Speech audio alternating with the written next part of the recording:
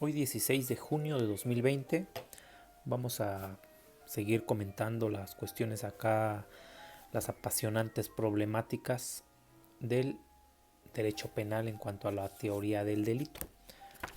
Eh, un libro que nos ha servido para poder comentar estos temas pues es el el maestro Octavio Orellana Villarco, ¿no? Fíjense, habíamos comentado por ahí la cuestión de la teoría causalista y el debate en cuanto a ubicar el dolo y la culpa. Los causalistas lo ubican en la culpabilidad y los finalistas lo ubican en la acción, ¿no? Dos párrafos acá magistrales del maestro Octavio Orellana Villarco. Para el causalismo, dice, pertenece a la fase objetiva de la mecánica delictiva la acción y la omisión, la tipicidad y la antijuridicidad. A la fase subjetiva corresponde la culpabilidad, el dolo y la culpa. Y para algunos, la preterintencionalidad. El sistema finalista, por el contrario, parte de una acción u omisión finalista. Ubica el dolo y la culpa en el terreno de la acción u omisión típica. No acepta la distinción de los causalistas en fase objetiva y subjetiva del delito. Le otorga a la culpabilidad un contenido diverso, excluyendo en este elemento el dolo y la culpa que ubican en el estudio de la tipicidad. Ahí está el debate en cuanto a la teoría causalista y la teoría finalista. Pues únicamente haciendo hincapié en que los únicos que pueden entender a profundidad este tema del derecho penal como es la teoría del delito, pues son los grandes juristas, tanto extranjeros como nuestros juristas mexicanos, ¿no? Que tenemos grandes juristas mexicanos, como el maestro Octavio Orellana Villarco, como el maestro José Nieves Luna Castro, como el maestro Pabón Vasconcelos, como el maestro Rafael Pérez Palma, ¿no? Como nuestro querido maestro Carlos Daza Gómez, como el insigne maestro Raúl Carrancay Rivas, ¿no? Nosotros únicamente lo que podemos con estos temas apasionantes pues es contemplarlos, ¿no? Partiendo de eso, abundando más acá en la cuestión de la teoría finalista, el punto está entonces en que los finalistas ubican el dolo y la culpa en la acción. El punto acá sería, dice, los causalistas en la acción solo les interesa lo objetivo de la acción. Con ello se encontró con el problema de los llamados elementos subjetivos y normativos del tipo. Los causalistas en la acción solo interesa lo externo. Los elementos subjetivos, por lo tanto, son el quiebre de la teoría causalista, ¿no? Que es lo que habíamos comentado. Por ejemplo, dicen el tipo de robo, los objetivos pues, son el apoderamiento, la cosa, mueble, los normativos, ajeno o sin derecho a disponer, ¿no? Dice los elementos subjetivos del tipo, el dolo y la culpa, distintos al dolo, el ánimo o la tendencia.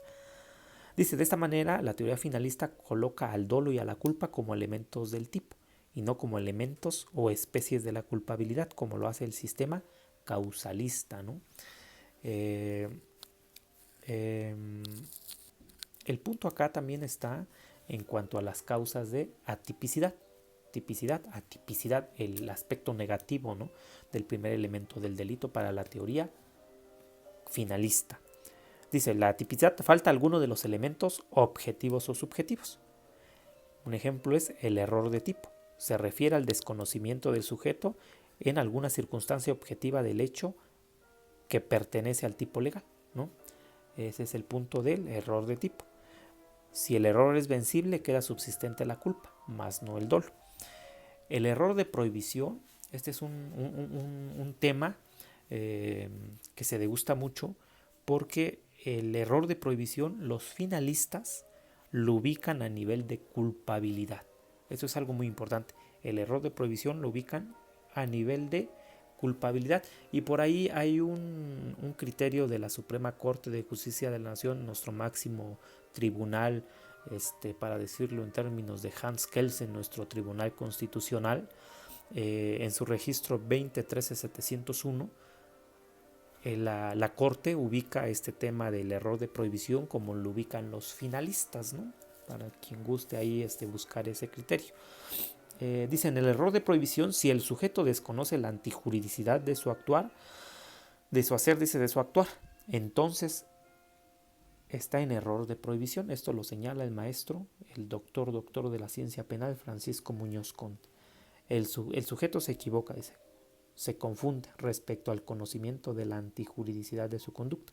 En el primer caso, el autor desconoce la existencia de una norma que prohíbe su conducta. En el segundo caso, el autor sabe que su conducta está prohibida en general, pero cree erróneamente que en el caso concreto se da una causa de justificación que lo permite. Estamos acá hablando un poquito del error de prohibición, ¿no?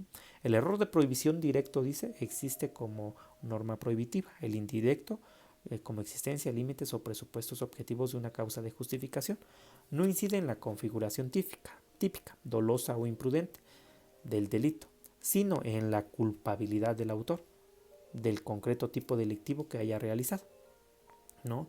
Ahí está el punto de ese criterio, ¿no? Que les acabo de decir también de la Corte. El error de prohibición se da en un Estado democrático contrario al Estado autoritario. Se muestra dispuesto el Estado, por lo tanto, a negociar con el ciudadano, ¿no?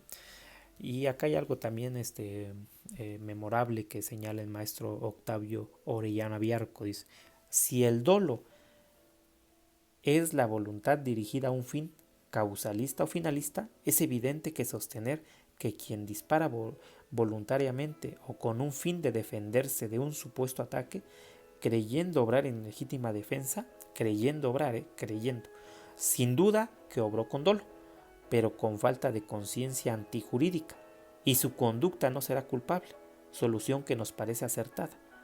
Y la causalista de negar la existencia del dolo carece de razón. Es un buen debate que pone ahí en ejemplo el maestro Octavio Orellana Biarco. Dice, en el sistema finalista, si el error de prohibición es vencible, puede dar lugar únicamente a atenuar la culpabilidad, es decir, la reprochabilidad y por ende la penalidad, ¿no? El otro elemento en cuanto a la teoría finalista es la antijuridicidad e injusto. Dice, en la teoría causalista la antijuridicidad se encuentra separada del tipo. Ojo, los causalistas, la antijuridicidad se encuentra separada del tipo, ¿no? Pero para los finalistas la tipicidad es un indicio de antijuridicidad. Fíjense, es un indicio para los finalistas, ¿no?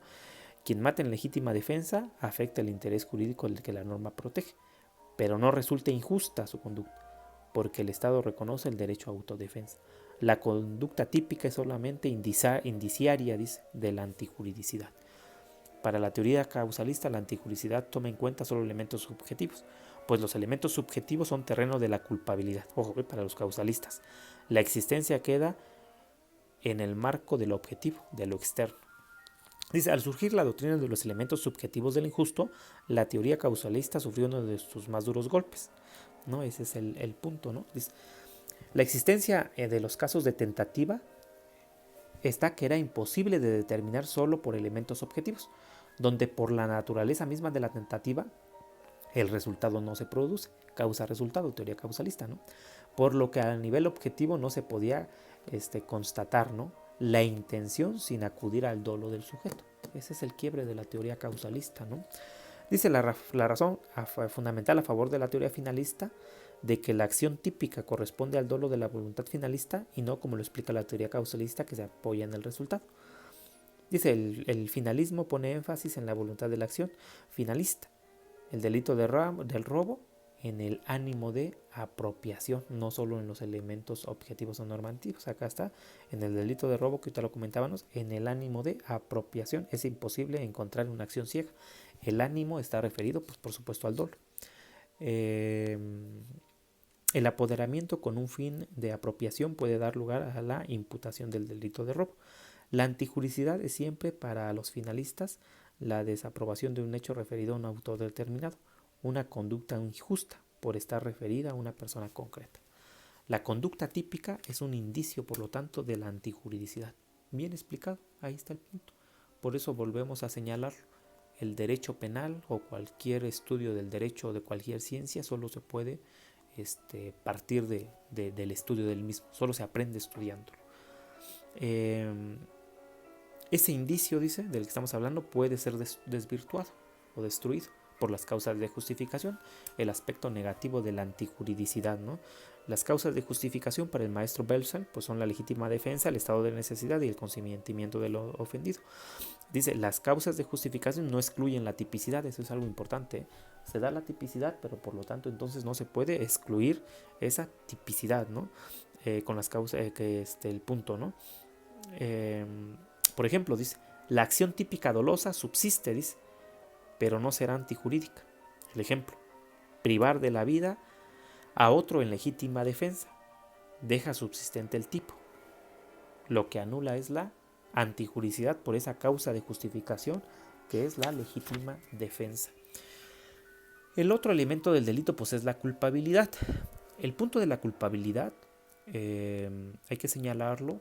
A mi parecer, quien le clava perfectamente el diente es el gran doctor en la ciencia penal, que es el maestro Francisco Muñoz Conde, ¿no? El maestro Francisco Muñoz Conde, en su teoría del delito, ahí establece y hace un estudio amplio de la cuestión de la culpabilidad. Igual el maestro Octavio Orellana Villarco hace buen estudio, pero quien lo hace a mayor profundidad es el maestro Francisco Muñoz Conde, ¿no? La culpabilidad, dice, es la justificación de la pena, ¿no? Es decir, la conducta ya es típica, ya es antijurídica, pero el punto es culpable, ahí es donde nos podemos detener, ¿no? Entonces, en la culpabilidad, dice, es la justificación de la pena, es la medida de la pena. Por acá me viene a la memoria lo que por ahí en la gran obra inmortal como es El Quijote de Miguel de Cervantes, que esta parte me la comentó antes de mi lectura del Quijote el maestro, el filósofo Mario Hernández Martínez, catedrático emérito de la Facultad de Derecho de la UAPJO de la Universidad de Oaxaca. El maestro Mario decía, ¿no?, que de dónde le surge al Estado esa potestad de la justificación de la pena, ¿no?, de la medida de seguridad en el caso, de dónde le surge al Estado. Es decir, de dónde le viene pues al Estado, ¿no?, imponer las penas o castigar ciertas conductas, ¿no? Y por ahí hay una escena en el Quijote donde el Quijote también se pregunta eso. Es la maravilla del maestro Mario Hernández, ese gran filósofo, ¿no? Entonces en la culpabilidad es eso, dice, los elementos de la culpabilidad, la imputabilidad o culpabilidad, es decir, la capacidad de conocer la norma del sujeto, ¿no? El segundo elemento, el conocimiento de la antijuridicidad del hecho. Y el tercero, la exigibilidad de un comportamiento distinto. Dice, en el conocimiento de la antijuridicidad se ubica el error de prohibición. El conocimiento de la antijuridicidad, ahí se ubica el error de prohibición. Y por eso los finalistas, aquí es donde ubican el error de prohibición en la culpabilidad y no en la atipicidad, ¿no? Ese es el punto también, ¿no? Se degusta, pues, ¿no? En la teoría finalista, dice, se excluyen los elementos subjetivos, es decir, como es el dolo y la culpa. Bueno, pues entonces, por lo tanto, los finalistas que ponen en la culpabilidad, se conserva únicamente para los finalistas la reprochabilidad. Eso es magistral, ¿eh? Dice, actúa culpablemente quien comete un acto antijurídico, tipificado en la ley como delito, pudiendo actuar de un modo distinto, es decir, conforme a derecho.